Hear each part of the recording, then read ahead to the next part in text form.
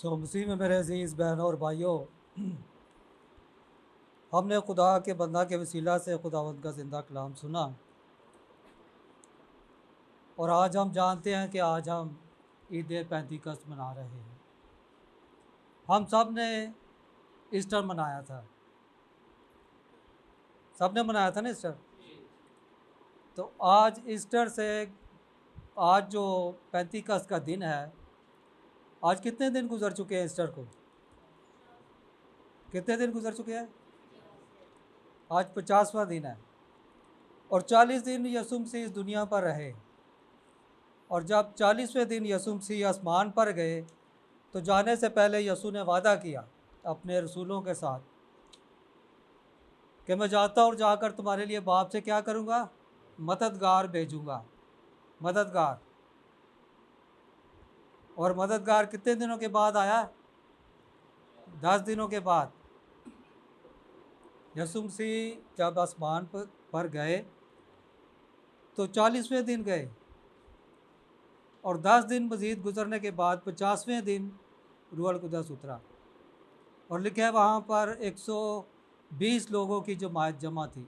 120 लोग थे वहाँ पर, उनमें औरतें भी थीं, उनमें यीशु मसीह की माँ मरियम भी थी और 12 रसूल भी थे। और लिखा है कि कमरा जो है वो गूंज उठा जैसे ज़ोर की आंधी आती है और वहाँ जितने मौजूद थे हर एक पर खुदा का पाक रूहुल कुद्दस उतरा और हर वो एक रूहुल कुद्दस से भर गया। यानी कि 120 लोग रूहुल कुद्दस से भर गए। यहाँ एक सवाल पैदा होता है कि क्या रूहुल कुद्दस पहली बार ज़मीन पर उतरा था? इससे पहले कभी रूहुल कुद्दस नहीं उतरा था? इससे पहले भी रूहुल कुद्दस ज़मीन पर कई बार उतरा। जब कायन और हाबल दो भाई थे, आप जानते हैं आदम और हवा के दो बेटे पैदा हुए, कायन और हाबल। वो अपनी अपनी कुर्बानी, अपना अपना हदिया लेकर आए और उन्होंने अपना अपना हदिया पेश किया। तो हाबल का हदिया खुदा ने मंजूर किया। कैसे पता चला कि खुदा ने हाबल का हदिया मंजूर किया है? क्योंकि लिखा है कि आसमान से आग उतरती थी और जो हदिया मज़बा पर चढ़ाया जाता था उसको आग लग जाती और वो भस्म हो जाता। और अगर उसका धुआं सीधा आसमान की तरफ जाता तो इससे लोग समझ जाते कि यह हदिया खुदा ने मंजूर किया है। लेकिन अगर उसका धुआं फैल जाता इधर उधर तो वो समझ जाते कि खुदा ने हमारा हदिया जो है वो कबूल नहीं किया। इसी तरह हम देखते हैं अयूब साबर, हम उसके बारे में जानते हैं कि खुदा ने बहुत ही मालो दौलत उसको दिया था और लिखा है कि इब्लीस और फरिश्ते आसमान पर खुदा के पास गए और खुदा ने पूछा कि तुम कहाँ से आता है? तो उसने कहा कि मैं तेरी ज़मीन पर सैल करता हुआ आया हूँ। तो खुदा ने कहा कि क्या तूने मेरे बंदा अयूब पर नज़र की है? तो उसने क्या कहा था कि हाँ मैंने नज़र की है, लेकिन तूने उसके गिर्द क्या किया है? अपनी बाड़ लगाई हुई है। कौन सी बाड़?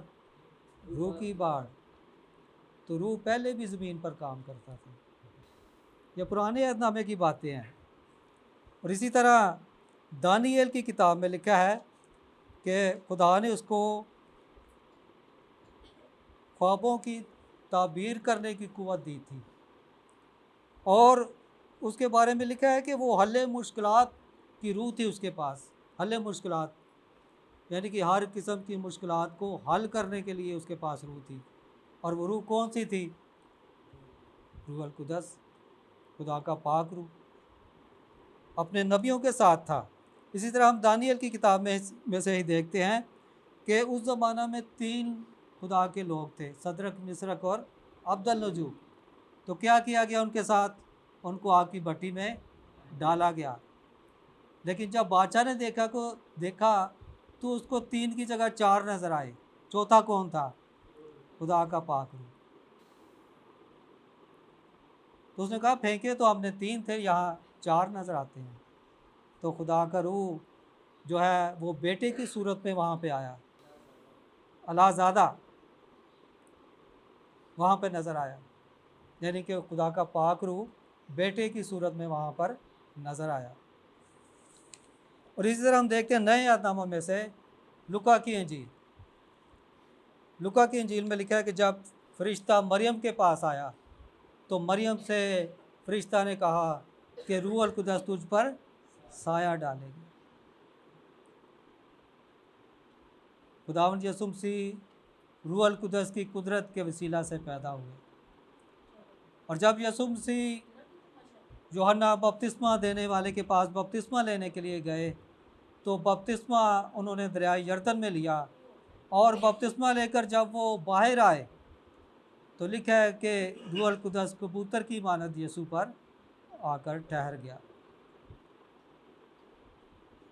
अब यीशु रूह अल कुदस से ममूर होकर, रूह अल कुदस जो है ये कुव्वत बख्शती है, और इसके बारे में लिखा है लुका 4 बाब उसकी 14वीं आयत पढ़ें तो वहाँ पे लिखा हुआ है, फिर यीशु रूह की कुव्वत से भरा हुआ गलील की तरफ गया।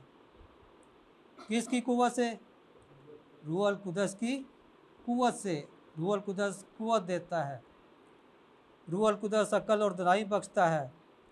रूह अल कुदस जो है ये हमें सब्र और तहम्मुल की कुव्वत देता है, हमें बर्दाश्त करने की कुव्वत देता है। आज भी बहुत से मुल्कों में कलाम पढ़ना, कलाम सुनाना जो है मना है, ममनू है। वहाँ पर आज़ादी के साथ कोई कलाम नहीं पढ़ सकता। ऐसे मुल्क आज भी मौजूद हैं। इस तरह एक मुल्क में बहुत ज़्यादा पाबंदी थी। एक घर में इबादत हो रही थी, कलाम पढ़ा जा रहा था, और उस घर का एक बच्चा बाहर कुछ चीज़ लेने के लिए गया।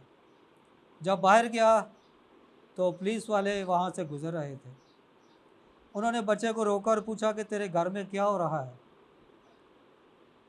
अब वो जानता था कि अगर मैं कहूँ कि इबादत हो रही है तो पुलिस जाकर सबको पकड़ लेगी और अंदर बंद कर देगी।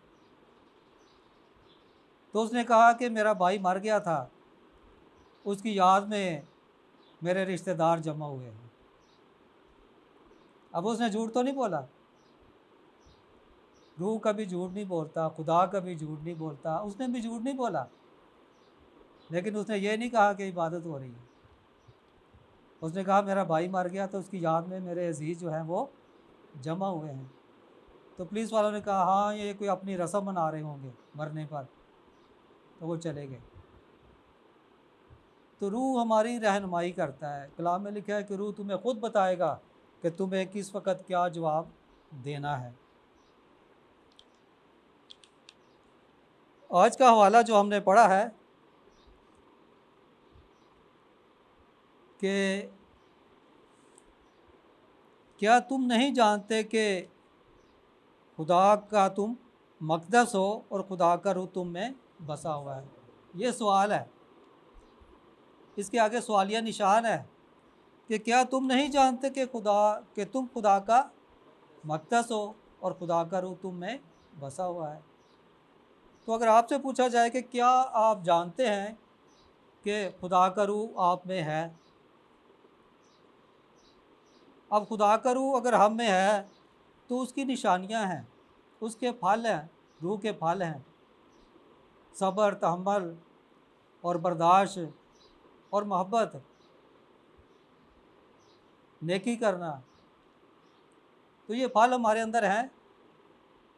हम दूसरों के साथ नेकी करते हैं, हम दूसरों के साथ मोहब्बत से पेश आते हैं, हम दूसरों की बर्दाश्त करते हैं। अगर ये फल हमारे अंदर है तो फिर खुदा का रूह हमारे अंदर है। कलाम में लिखा है कि दरख्त अपने फलों से और इंसान अपने कामों से पहचाना जाता है। तो हम अपने कामों से पहचाने जाते हैं कि हम खुदा के फर्जंद हैं, हम खुदा के बेटे बेटियां हैं, या फिर हम कुछ और हैं। जब फरिश्ता मरियम के पास आया तो मरियम को कहा था कि रूह अल कुदस तुझ पर साया डाले। खुदा जो रूह के वसीला से तख्लीक करता है, जो बनाता है, वो खुदा का बेटा कहलाता है।